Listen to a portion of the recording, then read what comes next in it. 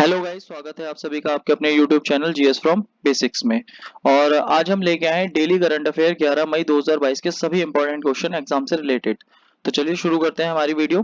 तो देखते हैं हमारा आज का पहला क्वेश्चन है 9 मई 2022 को किस एक भारतीय को वर्ष 2022 का पुलित्जर अवार्ड नहीं दिया गया। तो अगर बात आती है 2022 का जो पुलित्जर अवार्ड है, अगर बात आती है किन किन लोगों को मिला है, तो यहाँ पर एक नाम आता है दानिश सिद्दीकी। तो दानिश सिद्दीकी का नाम आता है, इन्हें मिला है। अब इनके साथ अगर देखा जाए सिद्दीकी के साथ में, तो इनके साथ में इनके 3 और सदस्य हैं। तो इनके साथ वालों को अगर देखा जाए, इनके 3 साथी हैं, उन्हें भी ये अवार्ड मिला है 2022 में। तो दानिश सिद्दीकी को तो मिला ही मिला है। अब अगर देखा जाए तो 3 सदस्य और भी हैं। तो 3 सदस्य कौन है? अदनान आबिदी, ये भी इनके साथ किए हैं। सना इरशाद मट्टू, ये भी इनके साथ किए हैं। अमित दवे, ये भी इनके साथ किए हैं। और इन्हें ये जो अवार्ड मिला है, ये अवार्ड इसलिए मिला है क्योंकि पिछले समय में जब कोरोना संकट था, तो कोरोना संकट के दौरान इन्होंने फोटोग्राफी करी थी। क्योंकि जो पुलित्जर पुरस्कार है, ये प्रेस में दिया जाता है, मीडिया में दिया जाता है। तो ये अगर देखा जाए पत्रकारिता में पुरस्कार होता है पुलित्जर। और ये दानिश सिद्दीकी और उनके 3 साथियों को मिला है, जिनका नाम है अदनान आबिदी, सना इरशाद मट्टू और अमित दवे। तो यहाँ अगर बात आती है किसे नहीं मिला 2022 में, तो ये नहीं मिला है मेघा राजगोपालन को। और मेघा राजगोपालन को जो ये अवार्ड मिला था, ये मिला था 2021 का, ना कि 2022 का। तो दानिश सिद्दीकी और उनके 3 साथियों को मिला है। तो दानिश सिद्दीकी के साथ इनके 3 साथी भी याद रख लें, इन तीनों को क्या मिला है? 2022 का पुलित्जर अवार्ड। और मेघा राजगोपालन को मिला था 2021 का अवार्ड। नेक्स्ट क्वेश्चन है, भारत में प्रतिवर्ष राष्ट्रीय प्रौद्योगिकी दिवस कब मनाया जाता है? तो राष्ट्रीय प्रौद्योगिकी दिवस की अगर बात आती है, तो राष्ट्रीय, ये इंपॉर्टेंट डे वाला क्वेश्चन है। और अगर देखा जाए अभी तक हमने 1 मई, उसके बाद में फिर बात आती है 3 मई, और अगर देखा जाए 8 मई, तो हमारे सभी इंपॉर्टेंट डे हैं। तो इंपॉर्टेंट डे वाले जितने भी क्वेश्चन है आपने अभी तक जो देखे हैं, तो आप एक जगह उन्हें नोट डाउन कर लीजिए। और हम यहाँ पर बात कर रहे हैं प्रतिवर्ष राष्ट्रीय प्रौद्योगिकी दिवस की। तो ये दिवस कब मनाया जाता है? ये दिवस मनाया जाता है 11 मई को। और 11 मई को ही क्यों मनाया जाता है? क्योंकि अगर देखा जाए, भारत ने परमाणु परीक्षण किए थे, पोखरण 1 और पोखरण 2। तो जो पोखरण 2 परीक्षण हुआ था, वो हुआ था 11 मई को। और 11 मई 1998 को। और इसी को सेलिब्रेट करने के लिए अगर देखा जाए, इसकी जो शुरुआत हुई है 1999 से, अगर देखा जाए प्रतिवर्ष राष्ट्रीय प्रौद्योगिकी दिवस मनाया जाता है। और कितनी तारीख से? ये 11 मई से मनाया जाता है। और अगर देखा जाए इस बार की जो थीम है, वो थीम क्या है? Science and technology for sustainable future. तो सतत विकास अगर देखा जाए, तो सतत विकास देखते हुए भविष्य को, उसके लिए इसे थीम में ऐड किया गया है। और अगर बात आती है वर्तमान में साइंस एंड टेक्नोलॉजी के जो मंत्री हैं, वो कौन है? डॉक्टर जितेंद्र सिंह। नेक्स्ट है हमारा अगला क्वेश्चन, 10 मई 2022 को सू यू सुंक योल ने किस देश के राष्ट्रपति के रूप में शपथ ली है? तो अगर देखा जाए हाल ही में जो हमारे राष्ट्रपति बने हैं ये, तो ये देखा जाए तो ये बने हैं हमारे दक्षिण कोरिया के राष्ट्रपति।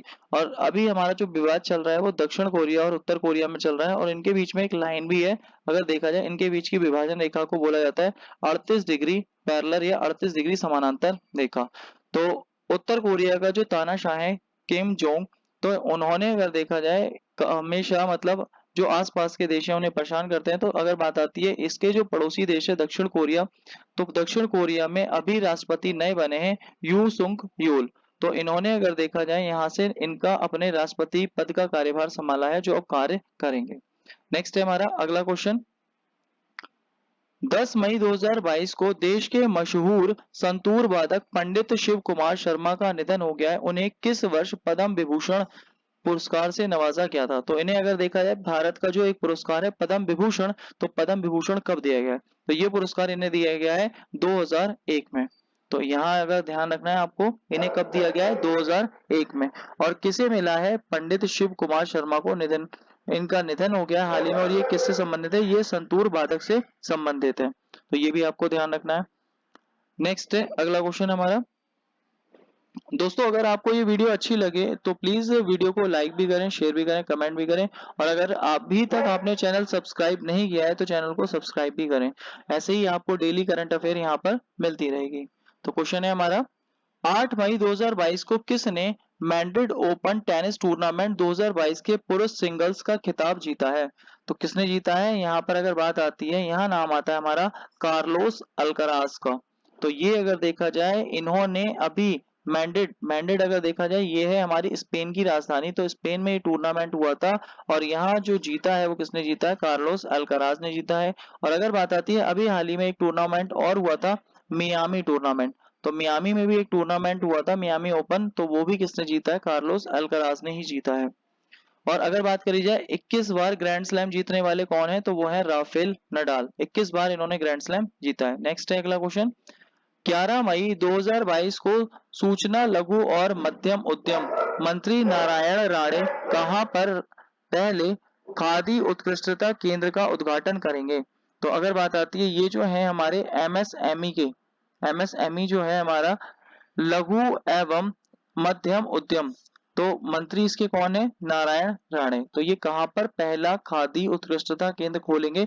तो इसे अगर देखा जाए, ये कहाँ खोला जाएगा? ये खोला जाएगा नई दिल्ली में। तो ये पहला है अपने लेवल का, और अगर देखा जाए कहाँ खोला जा रहा है? नई दिल्ली में। नेक्स्ट है अगला क्वेश्चन।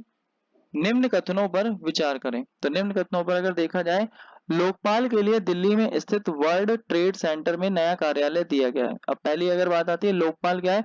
तो लोकपाल अगर देखा जाए, सरकार से कोई भी शिकायत है, सरकार, प्रधानमंत्री या फिर मंत्री परिषद, और अगर बात आती है अधिकारियों से, तो किसी से भी अगर कोई भी दिक्कत है तो आप शिकायत किससे कर सकते हैं? लोकपाल।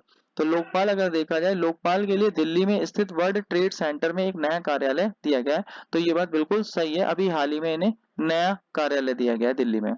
दूसरी बात अगर आती है, भारत के पहले लोकपाल के अध्यक्ष कौन थे? तो पिनाकी चंद्र घोष। तो ये वाली बात भी बिल्कुल सही है, पिनाकी चंद्र घोष लोकपाल के पहले अध्यक्ष हैं। और अगर बात आती है, लोकपाल में एक अध्यक्ष और अधिकतम 8 सदस्य होते हैं, तो ये वाली बात भी बिल्कुल सही है।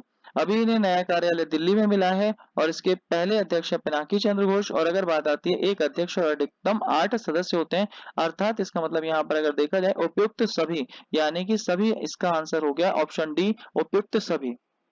नेक्स्ट है हमारा अगला क्वेश्चन। मई 2022 को किस राज्य में त्रिशूर पूरम उत्सव मनाया गया? तो त्रिशूर पूरम जो उत्सव मनाया गया, ये उत्सव अगर देखा जाए, ये उत्सव मनाया गया है केरल में। अब ये केरल का इंपॉर्टेंट उत्सव है, क्यों? क्योंकि अगर देखा जाए, त्रिशूर पूरम को जो कहा जाता है, वो उत्सवों की माँ कहा जाता है। तो इसी वजह से इसको बोला जाता है उत्सवों की माँ। और अगर देखा जाए, त्रिशूर पूरम ये कहाँ मनाया गया? ये मनाया गया केरल में। इसके अंतर्गत भगवान शिव और देवी दुर्गा की पूजा की जाती है, जिसके दौरान 30 हाथियों को सजाया जाता है। तो ये बात इसमें इंपॉर्टेंट है। नेक्स्ट है अगला क्वेश्चन।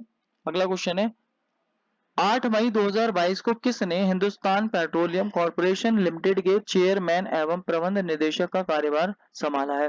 तो अगर बात आती है, ये बात चल रही है हमारी एचपीसीएल की, Hindustan petroleum corporation limited, HPCL की अगर बात आती है, तो उसने जो उसके नए चेयरमैन और प्रबंध निदेशक बने हैं, तो ये कौन बने हैं? ये बने हैं पुष्प कुमार जोशी। तो एचपीसीएल के आपको याद रखना है, पुष्प कुमार जोशी। नेक्स्ट है हमारा अगला क्वेश्चन। 9 मई 2022 को किस देश में 77वां विजय दिवस मनाया गया है?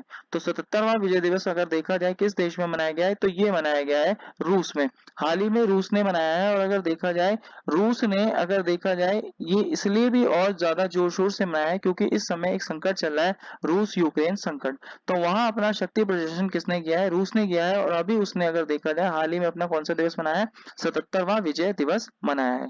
हमारी लास्ट वीडियो का सवाल था, 24वें मूक बधिर ओलंपिक में धनुष श्रीकांत ने स्वर्ण पदक जीता, वे किस खेल से संबंधित है? तो वे शूटिंग से संबंधित है।